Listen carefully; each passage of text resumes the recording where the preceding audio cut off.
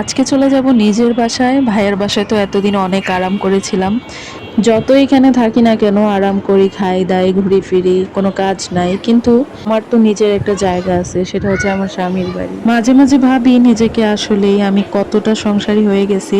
আমার আম্মু তো সবসময় বলে নিজের এখন সংসার হয়েছে তো ওই জন্য মানে আমার আম্মু কোনোভাবেই দিবে না আজকে যাওয়ার জন্য, মানে মনটা অনেক খারাপ ছিল।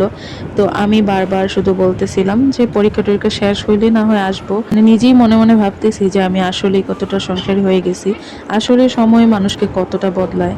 যাই হোক, এদিকে হচ্ছে আমি আমার আম্মুকে জড়িয়ে ধরে অনেক আদর করতেছিলাম, মানে আম্মুর মনটা অনেক খারাপ ছিল এই জন্য। এখানে আসলে বেশিরভাগ সময় আমার আম্মু ওদেরকে গোসল করিয়ে দেয়। আজকে যেহেতু শুক্রবার, তো সবাই একটু তাড়াতাড়ি খেতে বসবো আর আমরা তো চলে যাব, সেই জন্য আজকে দুপুরের আয়োজনে ছিল গরু গোস্ত, পোলাও, বেগুন ভাজা, তার সঙ্গে কলিজা ভুনা আর কিছু একটা ছিল, আমার এই মুহূর্তে তো মনে পড়তেছে না। যাই হোক, দুপুরে খাওয়া দাওয়া করছিলাম আর আমার ভাবি সব বেড়ে দিতেছিল টেবিলে, আর আমি হচ্ছে একটু হাতে হাতে সার্ভ করলাম আর কি। যাই হোক, এবার আমরা খাবার খেতে বসে যাব। খাবারগুলো ভীষণ মজা হয়েছিল, বাট ওই যে কথায় আছে না, আমরা তো বাঙালি, আমরা হচ্ছে মাছে ভাতে বাঙালি, আমরা আসলে এই গোস্ত বেশি একটা খেতে পারি না। সবাই পারে কিনা আমি জানি না, তবে আমি কিন্তু ভীষণ রকমের ভর্তা লাভার। আমার ব্লগ ভিডিও যারা দেখেন হয়তো বা খেয়াল করতে পারেন, আমি অনেক বেশি ভর্তা পছন্দ করি, এই জন্য বাসায় সবসময় ভর্তা একটা আইটেম রাখি।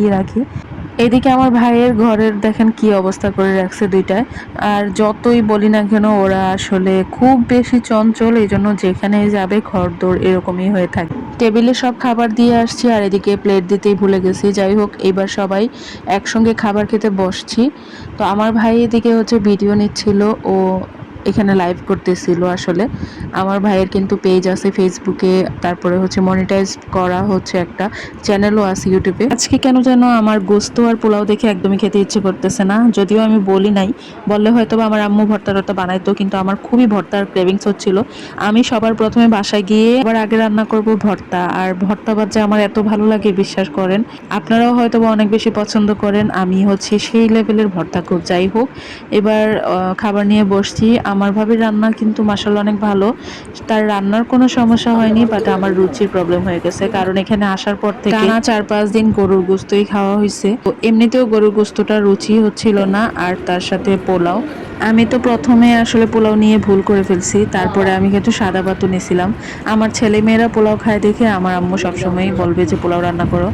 আর পোলাওটা কিন্তু বেশ ভালোই হয়েছিল, সব রান্নাই মোটামুটি ভালো হয়েছে, কিন্তু ওই যে আমার প্রথমে মাংস দেখেই হচ্ছে রুচিটা নষ্ট হয়ে যায়। চর্বি নাকি খাওয়া স্বাস্থ্যের জন্য খুবই ক্ষতিকর, ভালো না, কিন্তু আমার চর্বি খেতে মন চায়। কি করব দেখেন, এখন রুচির অভাবে আমি একটু একটু করে লেবু কামড় দিয়ে দিয়ে খাচ্ছি। খাওয়া শেষ করে আমরা রওনা হয়ে গেলাম।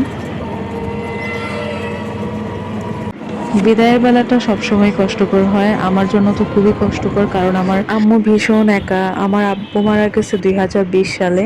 তারপর থেকে আমার আম্মু অনেকটাই একা হয়ে গেছে, মানে বাসায় আর কেউই নাই বলতে গেলে, আমার ভাই আর ভাবি ছাড়া আর কেউই নাই, তার নাতি নাতনিরাই এখন আমার আম্মুর সব। তো আমার আম্মু অনেক বেশি মন খারাপ করে যখন আমি চলে আসি। এই তো বাসায় চলে আসলাম, কিন্তু মনটা পড়ে আছে আমার আম্মুর কাছে। সমাজে এমন একটা নিয়ম থাকতো যে সবাই সবার মা বাবাকে নিয়ে কাছে নিয়ে রাখতে পারবে সারা জীবনের জন্য, তাহলে কিন্তু আর এমন কষ্ট হতো না, কেউ কাউকে ছাড়া থাকতেও হতো না। তো যাই হোক, আমার বাসায় এসে আমি প্রথমে বেড কভারটা চেঞ্জ করলাম।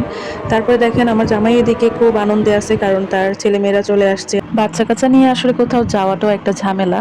দেখেন যাওয়ার সময় সব গুছিয়ে রেখে গেছিলাম, এখন এসে কত জিনিসপত্র এখন আমার আবার আগের জায়গা মতো সবগুলাকে রাখতে হবে, কাপড় গুছাইতে হবে। তো আজকে ভিডিওটা এখানেই রাখছি, সবাই ভালো থাকেন আর দেখা হচ্ছে ইনশাল্লাহ অন্য কোনো ব্লগ ভিডিওতে। আল্লাহ হাফিজ।